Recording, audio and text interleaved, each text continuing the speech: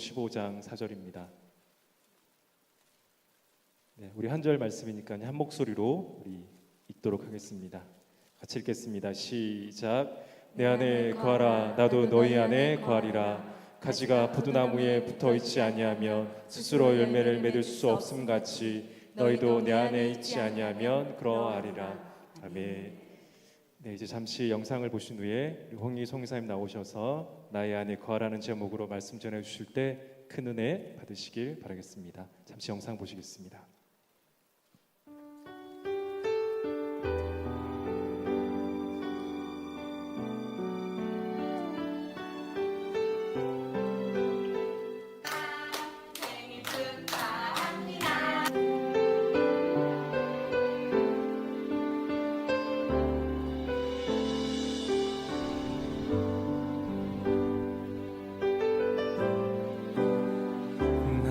주님께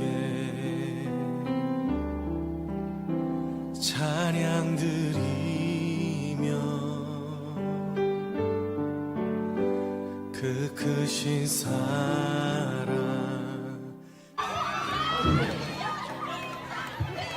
감사해. 어둠 속에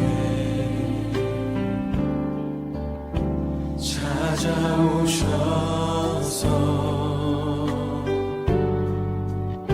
주님의 영광 보게 하시네. 의심하는 나를 손 내밀어 두려움만 내려놓고 주 바라봅니다.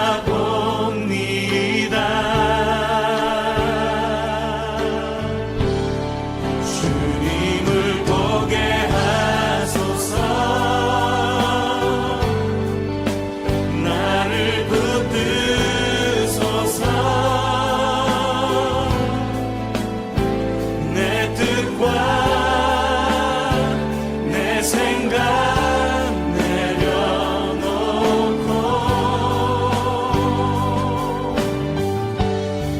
주님 앞에 나 엎드려 주여서 주의 음성 기다리니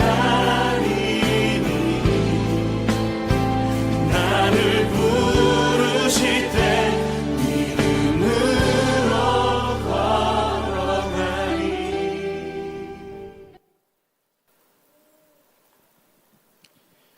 안녕하세요. 반갑습니다.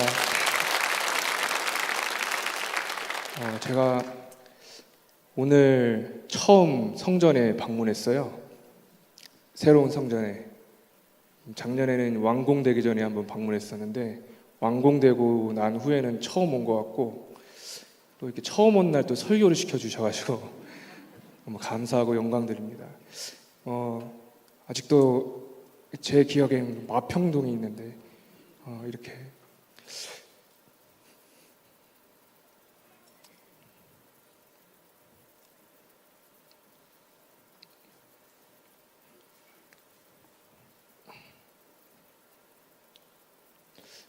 새로운 성전 안에서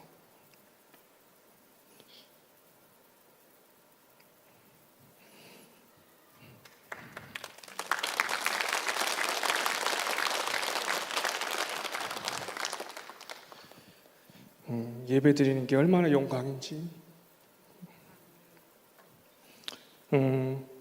매주 드려지는 예배일 수 있지만 저에게는 너무 소중했던 예배고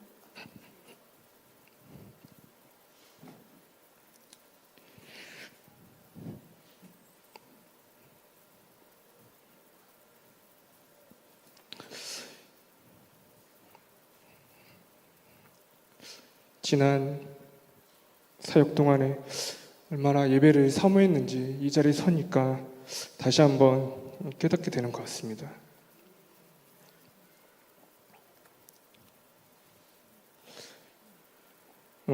저는 지난 1년 동안 두 가지 일을 맡아서 열심히 했습니다. 먼저 유치원과 초등학교에서 이제 디렉터란 역할을 맡았었는데요. 디렉터는 교장은 아니고 좀 얘기하면 이사장 그런 느낌으로 직원을 관리하고 또 행정 일을 하고 또 세금 내고 또 학교 운영하고 공무원들 만나고 그런 일들을 했죠. 또 매일 또 예배를 드리고 참 좋았습니다. 그리고 아시겠지만 우리 교회가 설립한 NGO인 글로리 비전에서 방과후 수업을 이렇게 진행했습니다. 참 감사하게도 우리 청년들하고 또 집사님하고 오셔가지고 그 글로리 비전을 세워 나갈 때 참 많은 역할을 해주시고, 물론 참 안타깝게도 코로나 문제가 생겨서 3개월 정도 하고 어쩔 수 없이 귀국을 하셨는데, 그럼에도 불구하고 그 3개월 동안 저희 아이들이, 글로리 비전 아이들이 수학 0점 맞고 영어 0점 맞던 애들이 그 2달 만에 수학을 100점 맞고 영어를 80점 맞고, 아, 이게 교육이구나. 그 사람들이 기회가 없었을 뿐이지 이렇게 기회를 주니까 나중에는 손가락 발가락으로 다 세더니 나중에는 암산을 하더라고요. 그런 아이들이 이렇게 방치되어 있었구나. 저희는 매일 아침 기도로 모이고, 또 아이들이 이제 방과후 수업이니까 학교로 마치고 오면은 우리 청년들이 또 찬양 인도도 해주고, 찬양으로 수업을 열고, 또 태블릿 PC로 영어를 가르치고 수학을 가르치고, 또 태블릿 PC가 또 이렇게 한정적이니까 안 되는 애들은 태블릿 PC 안 하는 애들은 여기서 시험지 같이 매일 풀게 했거든요. 그리고 모든 수업이 마치면 수활료로 라디오를 틀어서 복음을 가르치고, 그리고 다시 청년들이 찬양으로 마무리하고, 매일매일 그 땅에 그 아이들은 무슬림이었지만 우리의 모든 프로그램에 동의하고, 또 부모마저 무슬림이지만 제발 우리 아이들을 좀 여기서 교육시켜달라고, 한 달, 2달 지나가니까 주변에 소문이 나는 거예요. 글로리 비전, 저기 아이비 스쿨에 글로리 비전이라는, 몰랐겠죠 그 이름은. 어쨌든 근데 그 한국 사람이, 정확히는 아마 중국 사람이라고 생각했을 겁니다. 그 중국 사람이 열심히 뭘 하는데 아이들이 성적이 오르더라. 소문이 너무 난 거예요. 그래서 하루에 1명, 2명 엄마들이 손을 잡고 이 아이는 학교를 안 다녀요. 제발 공부 좀 시켜주세요. 우리가 정원이 너무 다 찼어요. 하지만 공부를 원하면 정식 등록은 아니지만 열심히 공부하면 나중에 등록시켜줄게요. 그렇게 점점 소문이 많이 났어요. 그래서 아이비라는 학교는 어떻게 보면은 중상류층을 향한 그런 선교였다면, 또 글로리 비전은 가난하고 빈곤층 아이들을 향한 선교였는데, 그 두 개가 조화를 이루면서 참 아이비도 그 지역사회 킥한본이라는 도시거든요. 거기서 엄청나게 좋은 학교로 소문이 이미 나 있고, 이 글로리 비전도 방과후 활동으로는 최고의 학교라고 소문이 점점점 나고 있었습니다. 3개월 만에.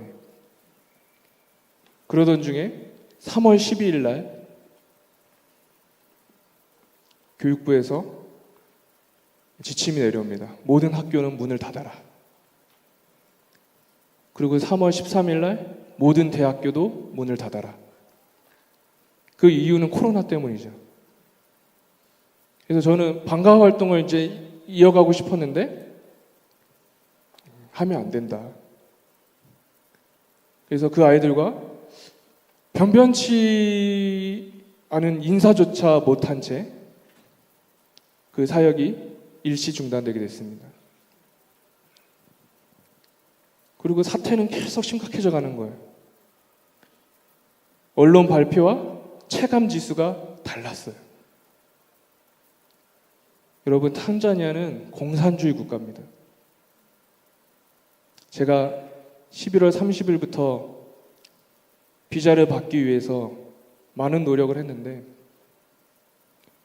그 코로나가 판치는 그 4월 중순에 8시간 차를 타고 가서 노동청에 가서 왜 나는 비자를 안 주냐고, 내가 뭐 잘못했냐고 그렇게 물어봤을 때 그 사람들의 대답은 너는 자격이 없어. 내가 무슨 자격이 없냐? 너의 미션 단체는 이미 많은 선교사가 있어. 우리 탄자니아는 더 이상 선교사가 필요하지 않아. 여러분, 현 대통령은 장기 집권을 꿈꾸고 있습니다. 탄자니아의 대통령 임기는 5년. 한 번 더 할 수 있으면 10년까지 할 수 있어요. 근데 이분이 장기 집권을 꿈꾸고 계몽을 하는 선교사들과 외국인들과 교육하는 외국인들을 저는 몰랐는데 5년 전부터 내쫓고 있었습니다. 탄자니아 수도에 정말 유명한 외국인 학교가 있었는데 거의 90% 탄자니아 교사로 바뀌었어요. 전 너무 두려웠어요. 아이비도 외국인 학교인데. 우리 아이비 스쿨도 외국인 학교인데 그 그림자가 오진 않을까.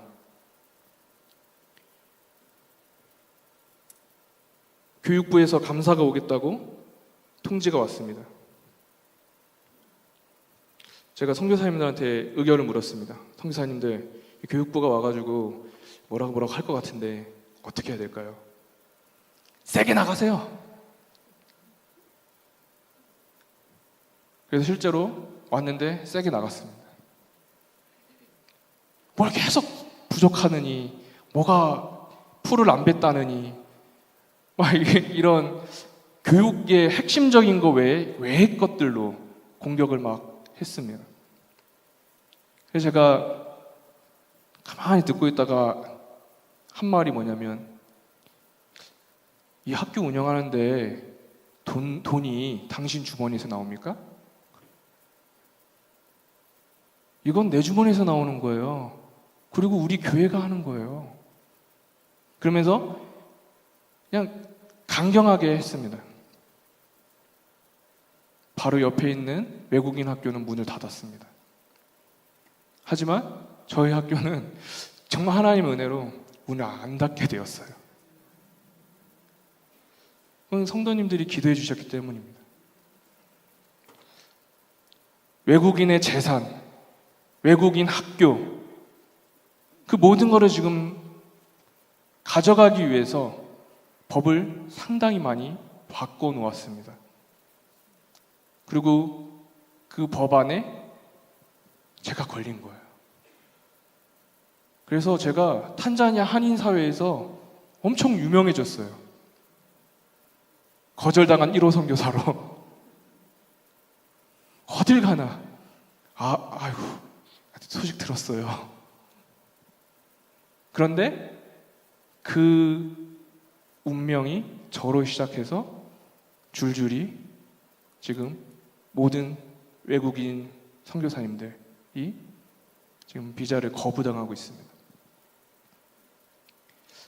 탄자니아가 굉장히 아름다운 곳이에요. 우리가 잘 아는 킬리만자로도 있고 세렝게티 초원도 있고 아시는 분은 알겠지만 잔지바르도 있고. 헌데 딱 한 사람, 지도자, 그리고 그의 눈과 귀를 가리는 사람들. 우리는 공산주의의 영광을 한번 되찾겠다. 신년 대통령 발표에 이렇게 말했습니다. 내년 1월에는 이 땅에 선교사 그리고 외국인 NGO는 더 이상 없을 것이다. 너무 놀랍지 않습니까? 정말 기도해야 되는 거예요. 정말 기도해야 되는 거예요.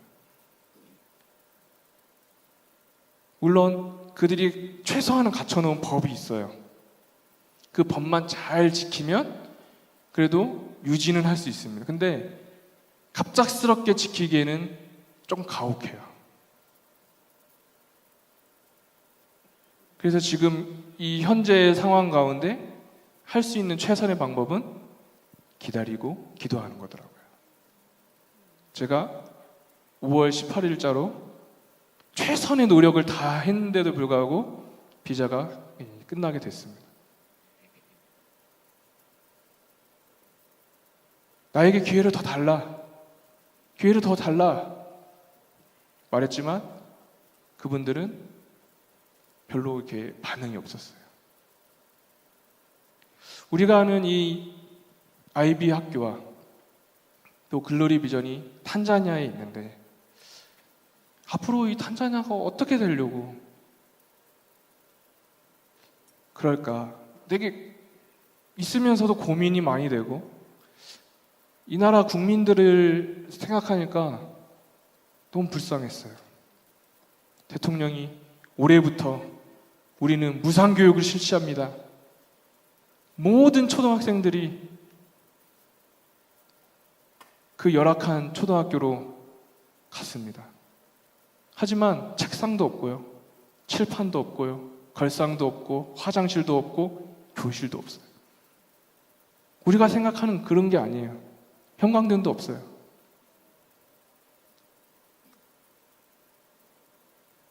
한 반에 120명이 공부합니다. A, B, C 반을 나눠서 2시간씩 공부를 시키더라고요. 그러니까 1 더하기 1이 뭔지, 2 더하기 8이 뭔지 모르는 거예요.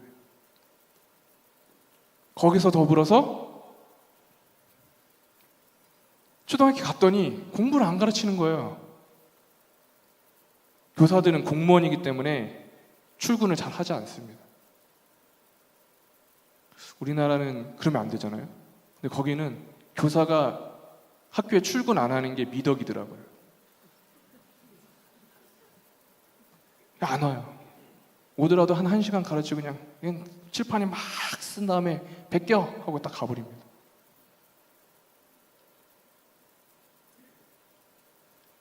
그러니까 초등학교 탈락률이 엄청 높은 거예요. 갔더니 공부를 안 가르쳐요. 부모들이 야, 집에서 일이나 해라. 무상교육을 실시했더니 오히려 공부를 안 하게 되는 애들이 공식적으로 더 많이 늘게 됐다는 것입니다. 그 와중에 우리 글로리 비전이 그래도 잘 선발해서 공부를 가르쳤더니 어떻게 2달 만에 100점을 맞아요, 애들이. 이거는 그 땅에 있는 그 탄자니아뿐만 아니라 전 아프리카권이고 비슷할 거라 생각합니다. 우리가 단순히 그들에게 어떤 지식적인 것을 깨우치고 그게 아니라, 제가 생각하는 그 아프리카 사역은 적어도 덧셈 뺄셈은 하고 ABCD는 하고 그런 자들이 양육시켜서 목회자 만들고 훌륭한 평신도 만들고 거기까지 나아가는 게 아프리카의 선교의 큰 목표인 것 같더라고요. 그래서 IB 스쿨과 또 글로리 비전은 그런 목적에 참 합당한 사역이었구나. 그런데 IB 스쿨이 물론 이렇게 그 지역에서는 엄청 좋은 학교였어요. 좋은 학교다 보니까 한 가지 문제가 생긴 거예요. 무슨 문제냐면 부자들만 오는 거예요. 그래서 제가 너무 고민이 많았습니다. 근데 우리 교사들은 자기 자녀들을 그냥 아까 말했던 그 1시간 가르치는 그 초등학교에 보내는 거예요. 그들의 눈빛에 슬픔이 있지 않나. 그래서 제가 너희 자녀들 테스트를 해서 어느 정도 되면은 우리 학교에 밥값만 내고 다녀. 열심히 애들을 가르쳐가지고 시험을 통과시켜가지고 어떻게든 IB에 보내더라고요. 그래서 교사한테 물어봤습니다. 내가 아직 잘 몰라서 그랬는데 IB 스쿨 좋은 학교니? 교사가 대답했습니다. 최고 좋은 학교입니다. 저는 너무 자랑스러워요. 우리 용인제일교회가 그리고 한국인 선교사가 제가 키간본이라고 했잖아요. 그 키간본이 내에서 가장 좋은 학교를 하고 근데 그 학교가 기독교 학교고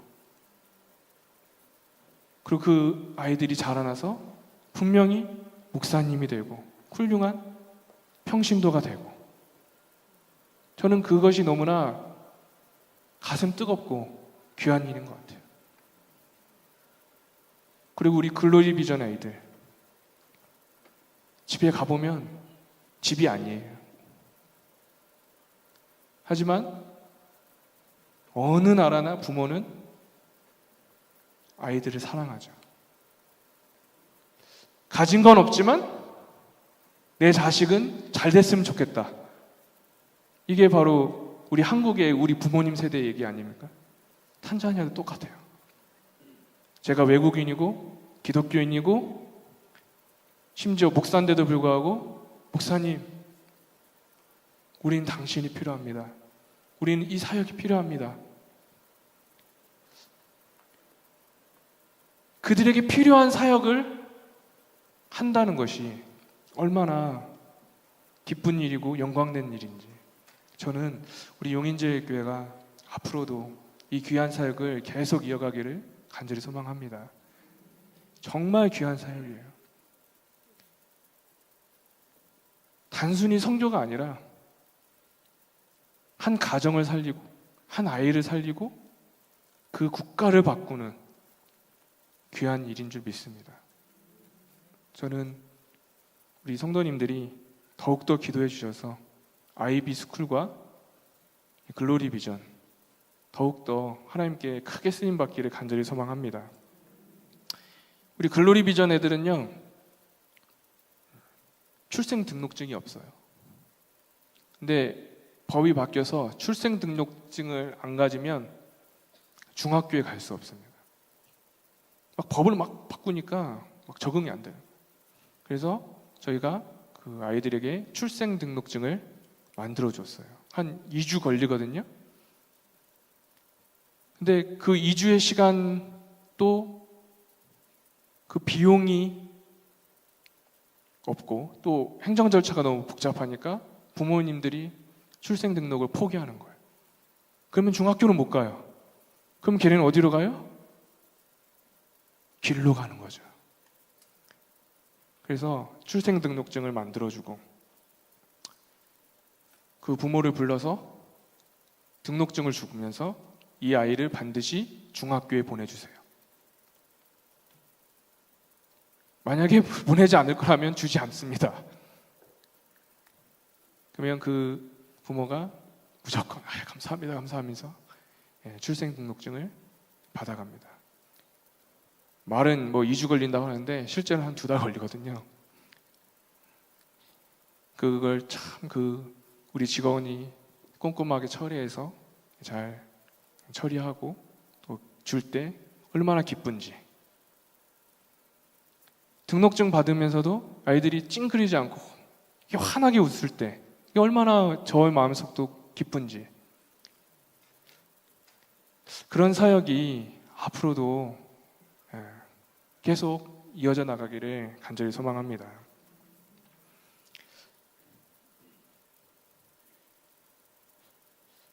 제가 이제 시작을 해야 될 것 같은데 설교를 저는 나의 안에 거하라 이거를 말로만 들었는데 경험을 해보니까 이게 그 뜻이었구나 그걸 깨닫게 됐어요. 위대한 신학자 앤드류 머레이가요 신자는 2번의 부름을 받는다고 했어요. 첫 번째 부르심은 나를 따르라. 제가 하나님의 부르심을 받고 신학교에 갔고 목사가 됐고 용인제일교회 왔고 선교사가 돼서 탄자니아 나를 따르라 했기 때문에 따라갔던 거예요. 근데 여러분 신자는 2번의 부르심을 받는다고 하더라고요. 근데 제가 그 2번째 부르심을 받지 못한 채 탄자니아에 갔던 것 같아요. 그 2번째 부르심은 바로 나의 안에 거하라. 나를 따르라는 회심의 순간이지만 나의 안에 거하라는 성화예요. 나를 따르라 해서 호기롭게 주님을 따라갔는데 알고 보니까 2번째 부르심인 나의 안에 거하라 거기까지 가야 했던 것입니다. 여기 계신 모든 분들은 아마 나를 따르라는 음성을 분명히 들었을 겁니다. 하지만 나의 안에 거하라 라는 그 음성을 들었는지는 스스로 점검하셔야 돼요. 내가 지금 주님을 따르는 위치에 있는지 아니면 주님 안에 거하고 있는지. 제가 한국에 오면 내가 목욕탕 가겠다 했는데 아직 못 갔어요. 코로나 때문에. 여러분 냉탕에 가면 어때요? 차갑죠? 열탕에 들어가면 어때요? 뜨겁죠? 주님 안에 거하면 어떨 것 같아요? 뜨겁든지 차갑든지 뭔 느낌이 있어야 되는 거 아니에요? 그걸 경험하셨나요? 안타깝게도 우리는요, 내가 주님 믿었지. 이 첫 회심에만 중요성을 두고 평생의 자랑을 삼아요. 내가 그때 하나님 만났어. 하지만 그거 갖다가는 안 된다고 제가 느꼈어요. 나를 따르라 해서 제가 탄자니아 갔지만 나의 안에 거하라. 주님 안에 거하는 건 너무 어려워요. 저는 그래서 오늘 주님 안에 거하는 사람들의 특징을 좀 살펴보려고 합니다. 첫 번째는요, 헌신하더라고요. 주님 안에 거한다는 게 일방적인 건 줄 알았어요. 주님이 우리 안에 팍 들어오는 건 줄 알았어요. 그렇게 기도했어요. 주님, 아주 그냥 선교 사역하는데 팍 들어오세요. 그런데 오늘 말씀 요한복음 15장 4절에 이렇게 말합니다. 내 안에 거하라. 나도 너희 안에 거하리라. 쌍방적인 거예요. 내가 주님 안에 거해야 주님이 내 안에 거하는 거더라고요. 여러분, 이거 체험해야 돼요. 이거 모르면 평생 주님만 따라간다고 자랑하는 사람이 돼요. 주님 안에 거하는 것이 뭔지 냉탕에 들어갔으면 아 차갑네, 열탕에 들어갔으면 아 뜨겁네 했던 것처럼 주님 안에 들어간 그 느낌을 분명히 우리가 알아야 돼요.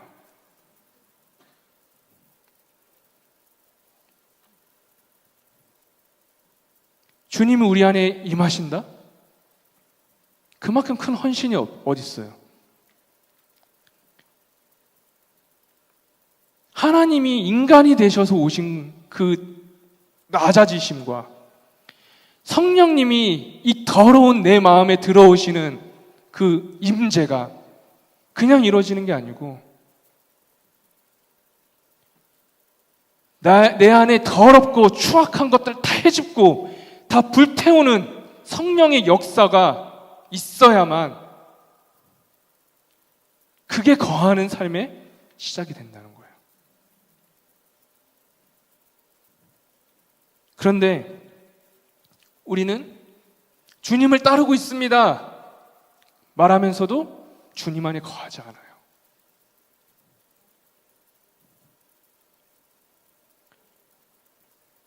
헌신은요, 다른 게 아니에요. 주님이 내 이 보잘것없는 인생에 임재하셨듯이, 그 헌신하셨듯이, 어떻게 하나님이 내 안에 들어와요? 근데 그렇게 하셨듯이 헌신하는 거예요.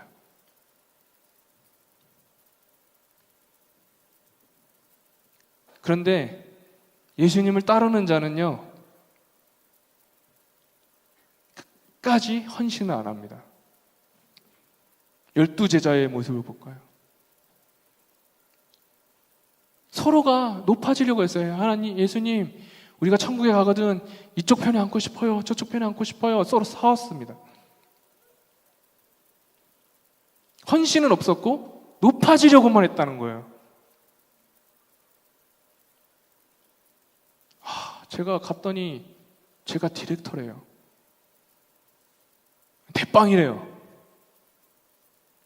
이렇게 있다가 아이고 난 오늘도 못하는데 하다가 이렇게 되는 거예요. 슬슬. 야, 너 이렇게 늦었어? 어? 왜 이렇게 늦어? 이러면서.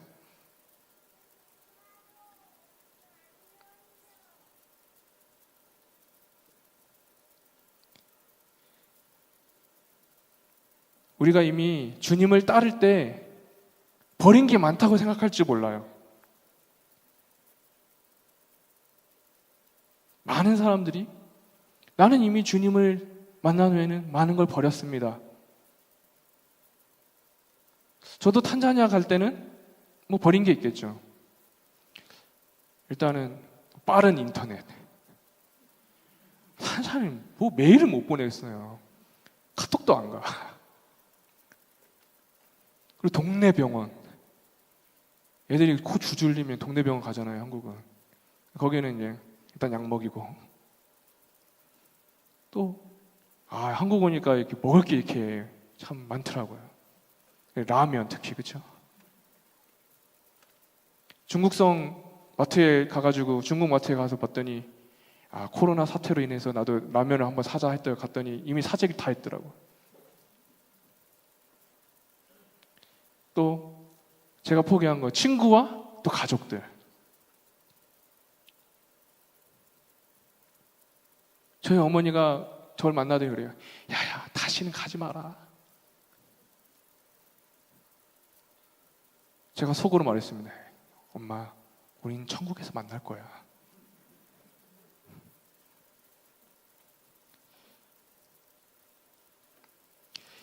근데 제가 버렸다고 생각한 것들이 생각해보니까 제 개인적인 것들인 거예요. 다른 사람을 버린 게 하나도 없어요. 그냥 내가 하나님 만난 것 때문에 버린 게 손해였다고 생각할 뿐인 거예요. 교회에서 제일 무서운 사람이 누구예요? 교회에서 제일 무서운 사람? 하나님만 사랑하는 사람. 기도 열심히 하는데 사람은 사랑하지 않는 사람. 헌신 없는 기독교. 사도 바울이 빌립보서 3장 8에서 9절에 이렇게 얘기합니다. 다 같이 읽어보겠습니다. 시작. 안 나오나요? 시작.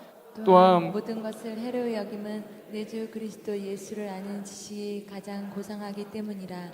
내가 그를 위하여 모든 것을 잃어버리고 배설물로 여김은 그리스도를 얻고 그 안에서 발견되려 함이니 내가 가진 의는 율법에서 난 것이 아니요 오직 그리스도를 믿음으로 말미암은 것이니 곧 믿음으로 하나님께로부터 난 의라. 바울이 엄청 고상한 사람이었는데 자기 자랑을 버렸어요. 그러면서 사실 참 두렵고 떨리고 도전되는 말씀을 합니다. 갈라디아서 2장 20절 다 같이 한번 또 읽어보겠습니다. 시작. 내가 그리스도와 함께 십자가에 못 박혔나니 그런즉 이제는 내가 사는 것이 아니요 오직 내 안에 그리스도께서 사시는 것이라. 이제 내가 육체 가운데 사는 것은 나를 사랑하사 나를 위하여 자기 자신을 버리신 하나님의 아들을 믿는 믿음 안에서 사는 것이라. 아멘. 바울이요 헌신했더라고요. 예수님을 처음 만난 그 다메섹 도상에서 거기서 끝난 게 아니라 1차, 2차, 3차 전도 여행할 때 더 많은 사람들을 사랑했었고 말년에 노마로 압송당할 때 그때보다 더 많이 사랑했기에 자기 목숨마저 내놓고 로마에 붙잡혀 갔더라고요. 그 헌신 우리는 어떤가요? 우리가 처음 부름받을 때는 다 할 것처럼 했는데 왜 지금은 몸을 사리고 있어요? 주님 안에 거하는 것이 그 부르심을 우리가 듣지 못했기 때문 같아요.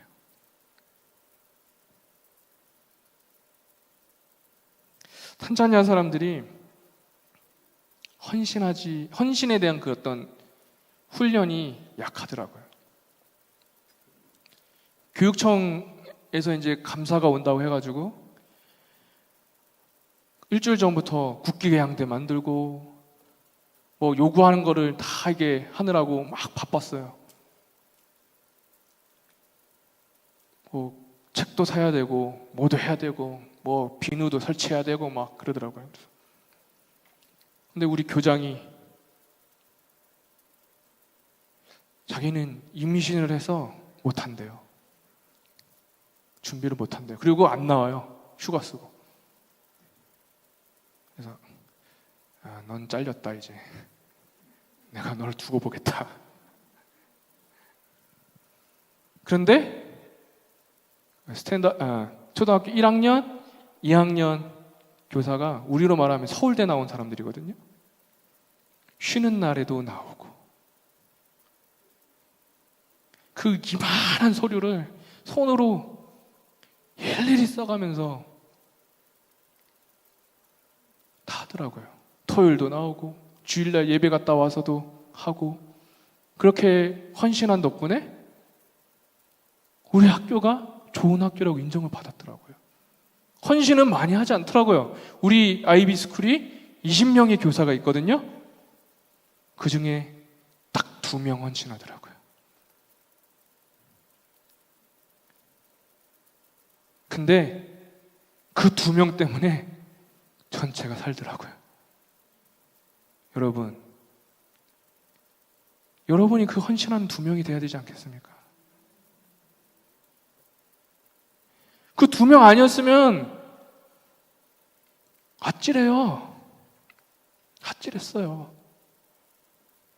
제가 뭐 수활려를 잘합니까? 근데 서로 머리 맞대고 막 상의하면서 저는 천사를 보는 줄 알았어요. 그래, 너희 2명 때문에 우리 학교가 살았구나.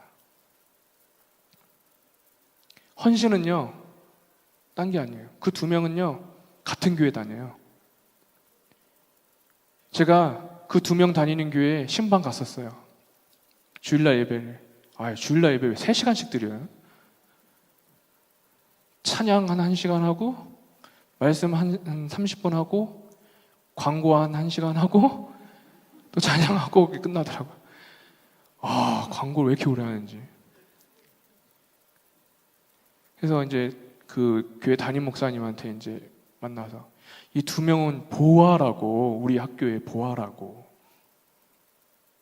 그렇게 얘기를 하고 담임 목사님하고 같이 이제 얘기하고 기도하고 오고 나서 교육부 감사를 했는데 이 사람들이 복음이 확실히 들어간 사람들이니까 다르더라고요. 저는 그들 안에 분명히 하나님이 임재했다고 믿습니다. 그리고 우리가 그렇게 돼야 된다고 또한 믿습니다. 히브리서 6장 5절에서 6절에서 이렇게 말씀하고 있습니다. 우리 다 같이 한번 읽어보겠습니다. 시작. 하나님의 선한 말씀과 내세의 능력을 맛보고도 타락한 자들은 다시 새롭게 하여 회개할 수 없나니 이는 그들이 하나님의 아들을 다시 십자가에 못 박아 드러내놓고 욕되게 함이라. 내가 하나님의 나를 따르라는 음성을 들었어도 헌신이 없다면 다시 예수님을 십자가에 못 박는 것과 다름이 없다. 저는 이 코로나 시대에 이렇게 성도님들이 그래도 기도하고 싶어서 이 금요철에 온 게 너무 감격스러워요. 이 헌신을 바로 여러분 때문에 우리 용인제일교회는 하나님이 사용하시는 귀한 교회가 될 줄로 믿습니다. 헌신은 사람에게 하는 것 같지만 하나님께 하는 거더라고요. 이 헌신을 통해서 주님 안에 거하는 귀한 성도님들 되기를 간절히 소망합니다. 두 번째, 이 주님 안에 거하는 사람의 특징은 신뢰하더라고요. 제가 글로리 비전을 시작한다고 두 학교에다가 공문을 보냈습니다. 학교장님, 이 아이들 몇 명 선출해서 가난하지만 공부하고 싶고 성적도 좋고 성적 안 좋아도 좋으니까 몇 명 보내주세요. 한 달이 넘도록 답이 안 와요. 한 달이 넘도록. 그래서 이제 저희 직원한테, 야, 내가 탄자니아가 이렇게 여유로운 건 아는데 한 달은 좀 심하지 않냐, 한번 가봐. 직원이 간 거예요. 갔더니 돌아온 대답이 뭐였냐면, 목사님, 아이비 스쿨은 기독교 학교라 안 보낸대요. 그래서 제가 아이 가봐, 야 따라와. 그래서 이제 교장을 만나러 갔습니다. 교장 선생님한테 왜 안 보내주냐고. 그러니까 나는 보내고 싶은데, 걔네들 네파토리예요. 나는 보내고 싶은데 부모들이 반대한다. 그래서 아니 해봤냐고, 좀 해보고 지금 그 얘기 하는 거냐고. 아주 애들이 달라질 거라고 보내라고. 그래서 두 학교 교장을 만나고 무건에 사인을 하고 오니까 바로 그 다음날 명단을 보내주고, 그 일주일 정도 지난 다음에 계약을 했는데 그 아이들이 슬슬 오더라고요.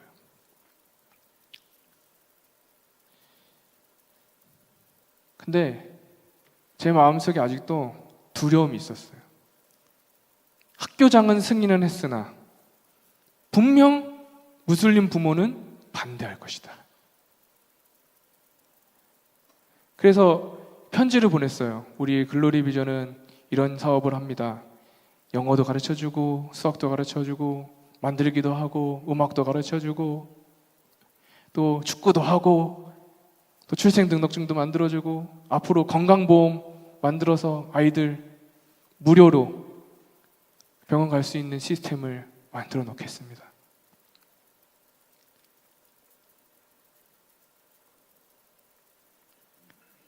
그런데 부모가 애들을 데리고 오는 거예요.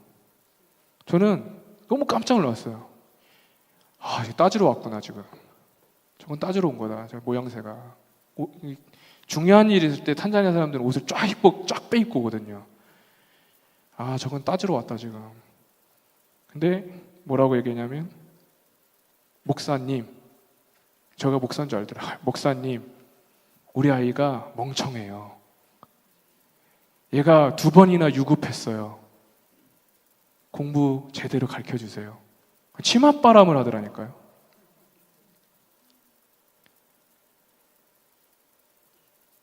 저는 너무 떨렸어요. 무슬림 부모가 안 보내면 어떡하지? 우리 글로리 비전에는 45명, 40명 약정을 하고 막 나가고 있는데,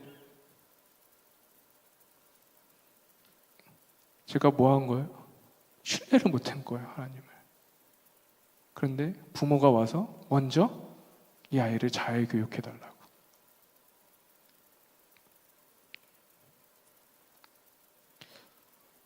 나를 따르라, 이거는요 믿음의 영역이에요. 근데 나의 안에 거하라는 신뢰의 영역이더라고요.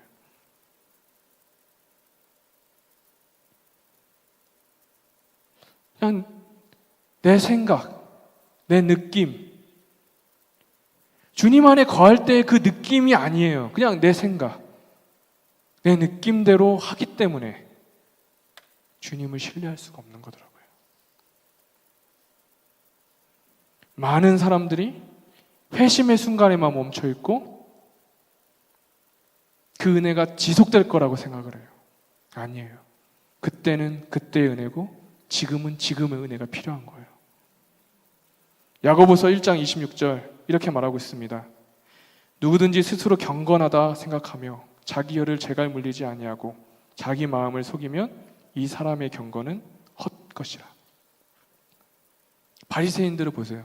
시장 한가운데서 기도했습니다. 아마 율법적으로 완벽한 기도였을 거예요. 그 기도하는 모습을 보고 주님이 뭐라고 합니까? 회칠한 무덤들아.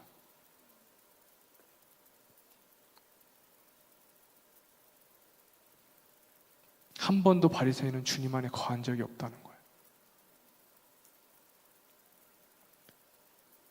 주님 안에 거하려면 어떻게 해야 돼요? 주님한테 죽으나 사나 붙어 있어야 돼요. 요한복음 15장 4절 중반절부터 이렇게 말합니다. 가지가 포도나무에 붙어 있지 아니하면 스스로 열매를 맺을 수 없음 같이 너희도 내 안에 있지 아니하면 그러하리라.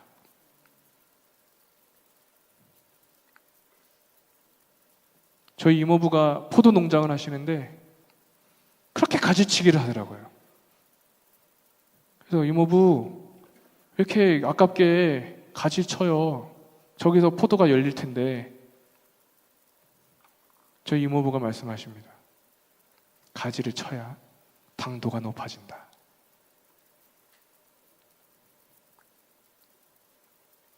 여러분, 가지치기 당하는 인생이 되면 안 되잖아요. 주님한테 붙어 있어야죠. 그래야 우리의 당도가 높아지는 거예요. 주님한테 붙어 있어야 우리의 신앙이 자라나고 성숙해지는 거예요. 가지치기 당하면요, 결말이 어때요? 불에 던져지는 거예요.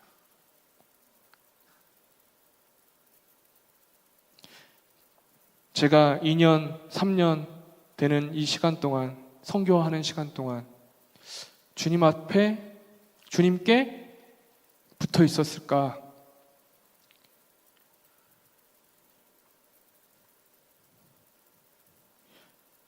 제가 분명 주님을 따르겠다는 그 음성에는 순종했고,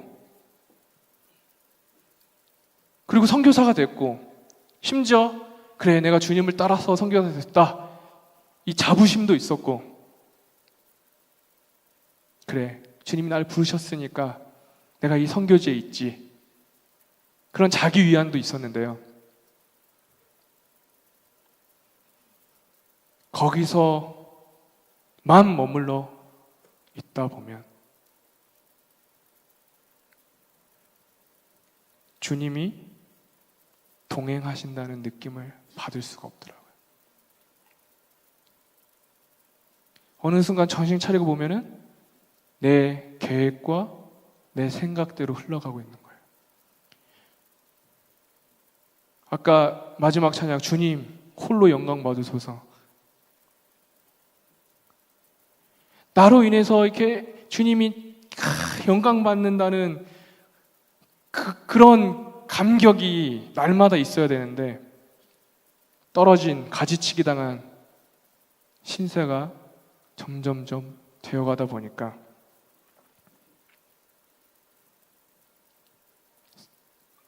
주님을 신뢰하기가 참 어려웠습니다.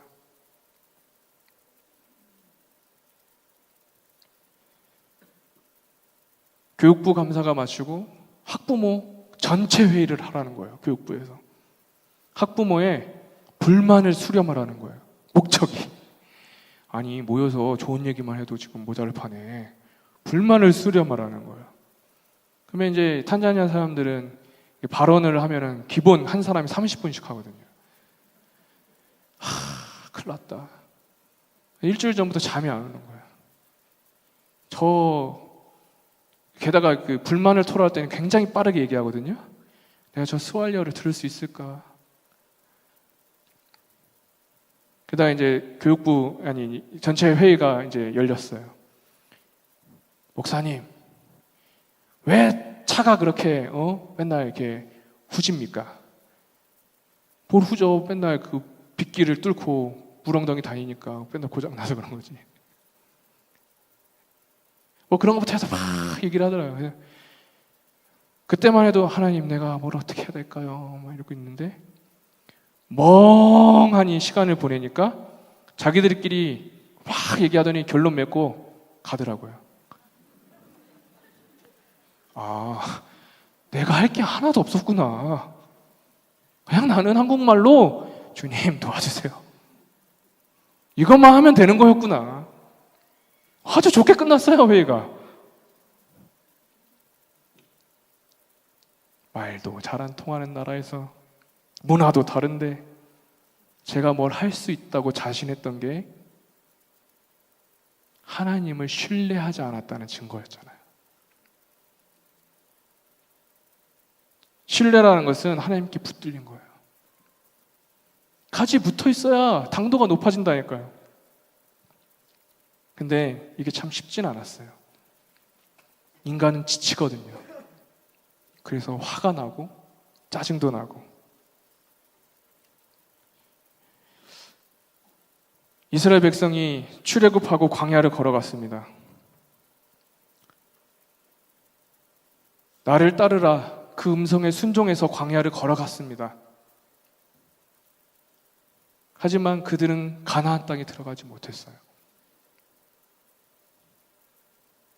광야 40년 동안 주님 안에 거하지 못했기 때문이에요. 약속된 그 가나안 땅을 향해 가고 있었음에도 불구하고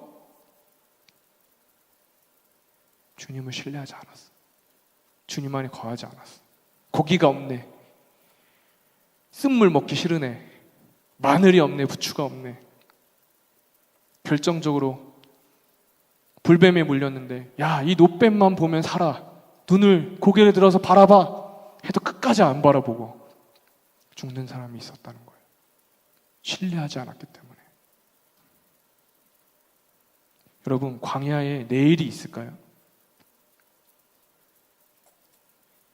만나는 내일을 위해 내리지 않았어요. 오늘 하루를 위해 내렸습니다. 오늘 그 만나를 다 해결하지 않으면 썩은 냄새가 난다는 거예요. 여러분, 저번에 받았던 그 만나와 같이 달콤한 그 은혜 이미 썩었어요. 내가 주님을 따르라 해서 따랐을 때 그 감격과 그 벅찬 은혜 이미 썩었을지도 몰라요. 내가 주님 안에 거하지 않았기 때문에 썩고 냄새나고 먹을 수 없는. 그래서 광야에는 내일이 없고 오늘 다시 새로운 은혜를 만나야 돼요. 그게 바로 신뢰함입니다. 시편 73편 25절에 이렇게 말합니다. 하늘에서는 주 위에 누가 내게 있으리요 땅에서는 주밖에 내가 사모할 리 없나이다. 솔직히 선교 사역하면서요, 눈 뜨고 있는 시간에 한 80%는 화가 나 있었던 것 같아요. 이해가 안 돼. 쟤는 왜 저러지?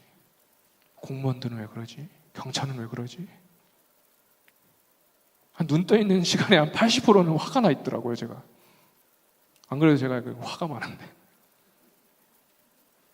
근데 사실은 그게 주님을 신뢰하지 않음에서 나오는 불안감이었다는 거예요. 속에서 막 천불이 나고, 이건 내가 어떻게 할 수가 없어. 방법이 없어. 사방이 막힌 것 같고, 내 편 없는 것 같고, 모두 나한테 손가락질하는 것 같고 해도 우리는 그날의 은혜를 구해야 되는 것입니다. 하나님을 신뢰함으로 그 은혜를 구하는 우리가 되기를 간절히 소망합니다. 마지막으로, 이게 정말 중요하더라고요. 주님 안에 거하는 사람은요, 기쁨이 있어요. 오늘 간사님이 기쁨에 대한 찬양을 참 많이 하시더라고요. 사실 제 안에 기쁨이 사라진 지 꽤 오래되었습니다.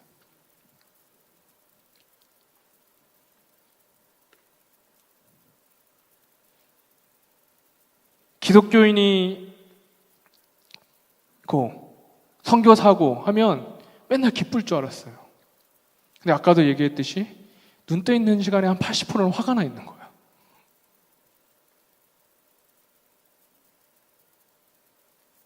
그런데 하나님께 기도를 했어요. 하나님, 이제 탄자니아의 이 사역이 제가 느끼기에는 막바지에 이른 것 같습니다. 그럼에도 왜 제 마음속엔 기쁨이 없을까요?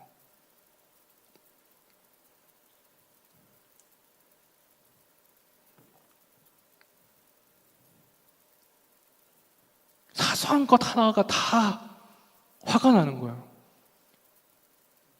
밥을 빨리 갖고 와야지. 그래야 애들이 밥을 먹고 공부를 하지.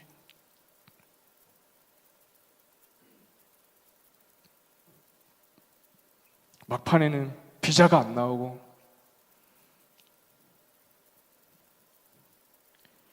맡은 사역을 체계를 세워 가자니 내가 참 이것까지 해야 되나? 그냥 불평불만이 그냥. 막판에는 회개감사를 해야 된다. 그 1년치 영수증을 한 땀 한 땀 풀칠해가며 붙이는 제 자신을 보면서 내가 지금 뭐 하고 있냐?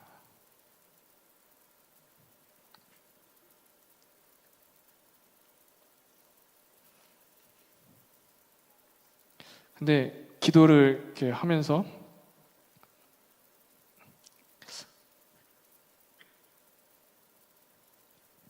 이런 생각이 들었습니다. 내가 기뻐하지 않는데 하나님이 기뻐하실까?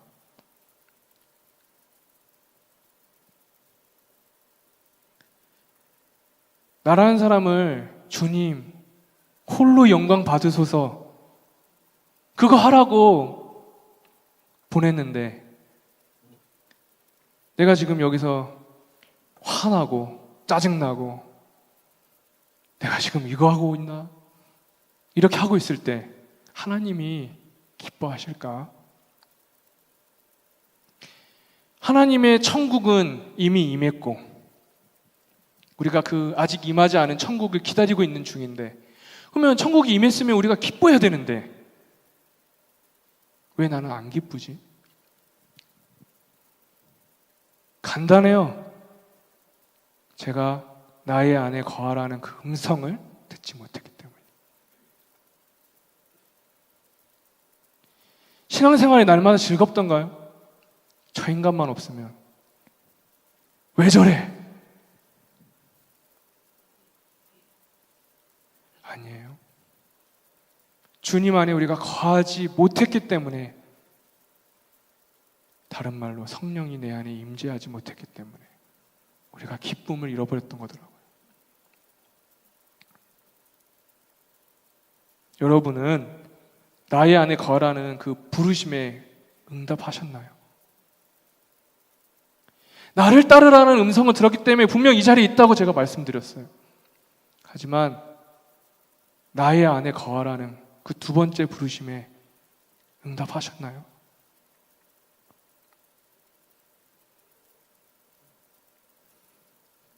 그런 분들은 아마 티가 날 거예요. 맨날 물론 어려움이 있겠지만 마음속에 그래도 기쁨이 샘솟고, 그래 주님을 위해 내가 살아야지, 다시 한번 다짐이 되고, 용서할 수 없지만 그 사람을 사랑하게 되고,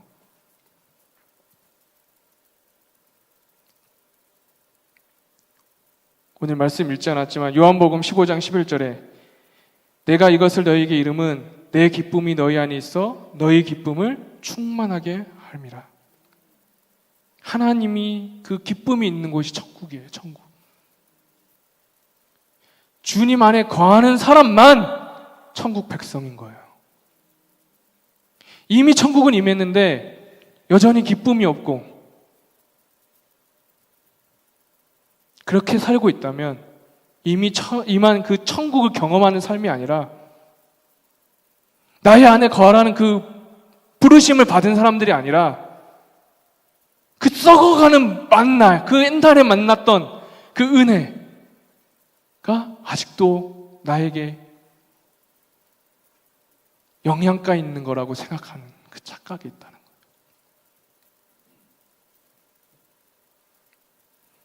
한국에 돌아오는 비행기 안에서 많은 생각을 했지만 한번 이렇게 다짐해 왔습니다.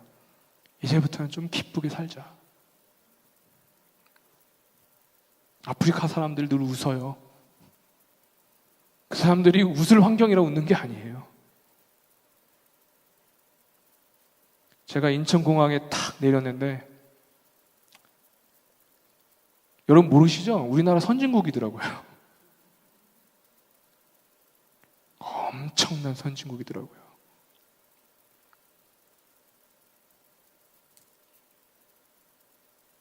그런데 이 좋은 환경과 이 예배함에, 물론 제가 듣기로는 코로나 때문에 예배를 못 드리셨다고 제가 들었는데 그때 얼마나 예배를 사모했어요.